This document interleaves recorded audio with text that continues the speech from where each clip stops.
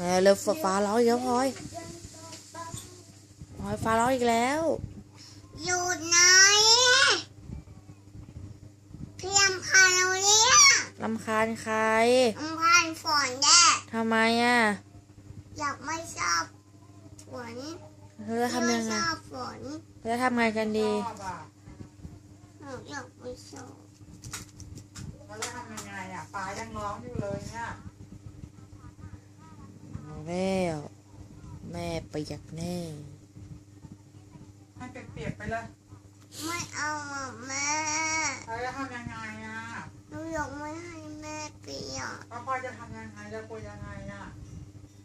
บอกกับมันดีๆสิว่าอย่าตกตกได้ไหมพลอยไม่สนใจไม่จริงจังเลยแม่หนูอยากไม่ให้แม่ฝนตกหนูอยากไม่ให้แม่ฝนตกแล้วลงเม็ดแล้วมั้งน่ะชี้หน้าด่ามันเลย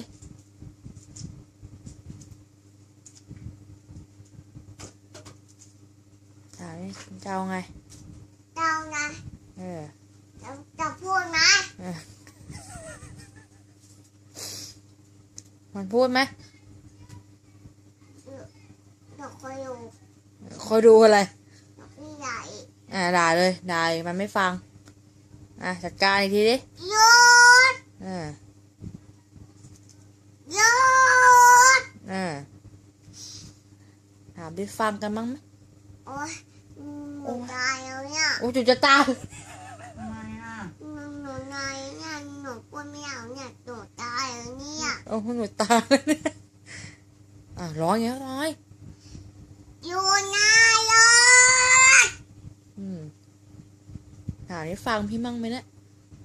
ฟังพี่มั่งไหม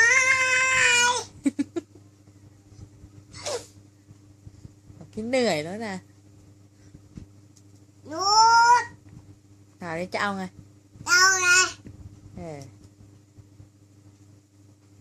บอกพี่เหนื่อยแล้วนะพี่ไหนนะพี่จ่ายกว่าแล้วนะพูดไม่ฟังไม่ฟังเลยไม่น่ารักเลยไม่น่ารักเลยมันยังร้องอยู่พลอยมันยังร้องอยู่เนี่ยเอาอย่างนี้เหรอพี่จัดการเองอย่างนี้จะจัดการไงพี่เอาไม้เดี๋ยวพี่เอาไม้ฟันเองไม้ฟันแล้วมันจะหยุดตกเหรอแล้วถ้ามันน้ำท่วมเดี๋ยวพี่ออกไปโลกจะได้หยุดฝนตกไง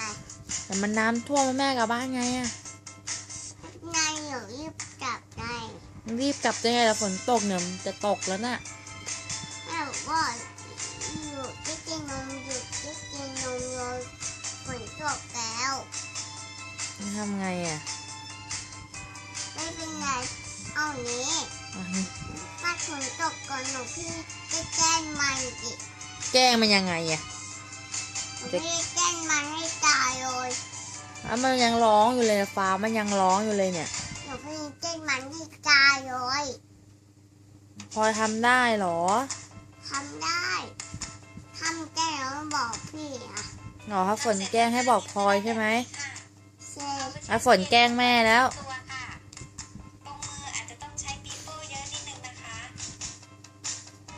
ไม่จะเอาไงเอานี้จัดการฝนฟ้าร้องดิได้เอาใหม่ด่ามาทีบอกพี่เหนื่อยแล้วพี่เหนื่อยแล้วนะทำไมไม่ฟังทำไมพูดไม่ฟัง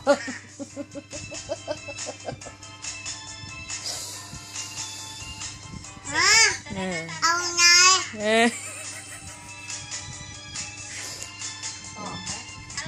พูดไหม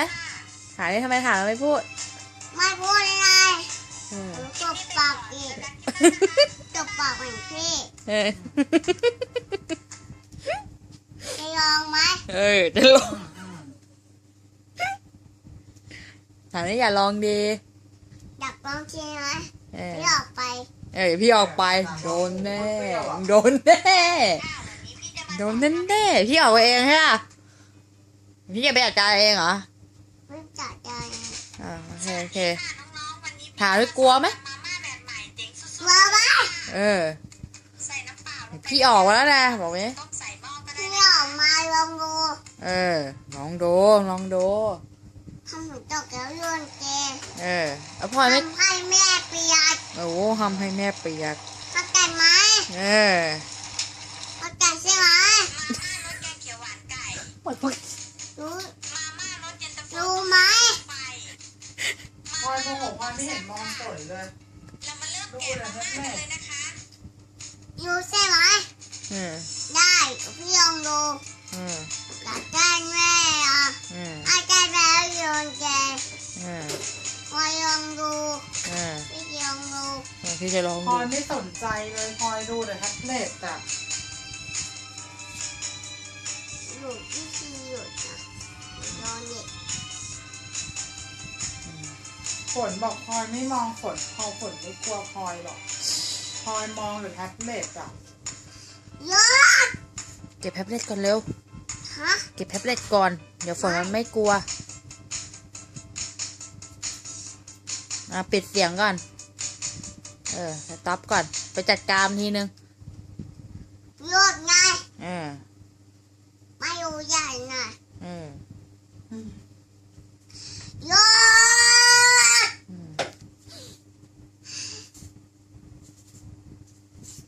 มันพี่จีแล้วให้ฝนหยุดเลย หยุดไหมถามมาดิกลัวไหมถามด้วยกลัวยัง โอ้โห เป็นไงอ่ะเป็นไง หยุดไหม เออ จะอยู่ไหม มันจะอยู่ตรงข้างไหม จะอยู่ลง คอยลองดู เออ พี่จัดการเอง ยอดอ่ะ ไปไหนไปเลยใหญ่อย่าง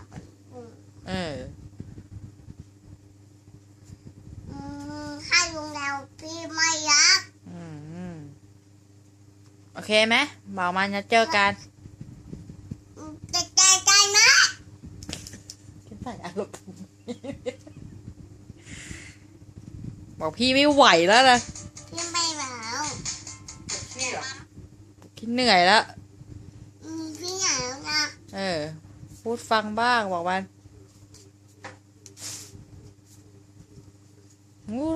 ทำเสียงอะไร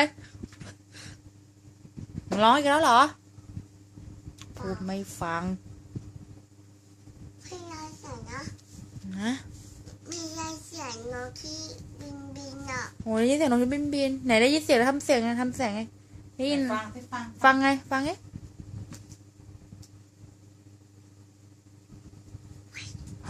เสียงโอ้ย งั้นบายบายก่อนบายบายกล้องก่อนบอกพี่ไปจัดการฝนแป๊บ พี่ตัดตรงใส่นมเมล มองกล้องสิ พี่ตัดตรงตัวนี้ มองกล้องสิบายบายก่อนบายบายกล้องกล้องอยู่ไหนบอกพี่ไปจัดการฝนให้แม่ก่อน พี่ตัดขนให้แม่ก่อน อย่า ตัดขน